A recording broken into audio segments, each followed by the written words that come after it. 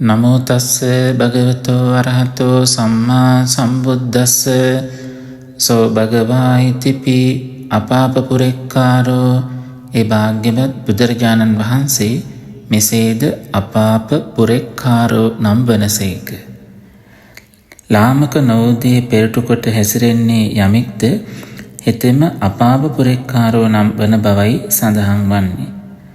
ලාමක නොවූ නවලෝකෝත්තර සීසත් ධර්මයේ පෙරටු කොටගෙන හැසිරෙන නිසා සම්මා සම්බුදුරජාණන් වහන්සේ අපාප පුරෙක්කාරෝ නම් වන බව දීඝනිකාය අට්ඨකථා, මජ්ක්‍ධිම නිකාය අට්ඨකථා ආදී තැන්වල විස්තර වෙනවා.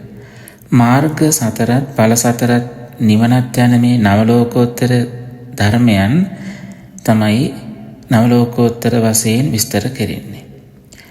භාග්‍යවත් බුදුරජාණන් වහන්සේ මෙම ධර්ම පෙරටු කොටගෙන හැසිරෙන නිසා අපාප පුරෙක්කාරෝ නම් වෙනවා. මෙය සෝනදන්න බ්‍රාහ්මණයා භාග්‍යවත් බුදුරජාණන් වහන්සේ වර්ණනා කිරීම සඳහා වර්ණනා කරන්නටද මේ නාමය යොදාගන්නට යෙදුණා. සාදු සාදු. අපාප පුරෙක්කාරෝ නම් ගුණයෙන් සමන්නාගත සම්මා සම්බුදුරජාණන් වහන්සේට අප සැමගේ උත්තමාංග නමස්කාරය වේවා. සම්බුදු ගුණ සුවඳින් සැමසිත නිවී සැනසේවා. සාදු සාදු සාදු. සංසුන් සුවපත් ජීවිතයකට මඟ සුකේසේ සදහම් නාලිකාව.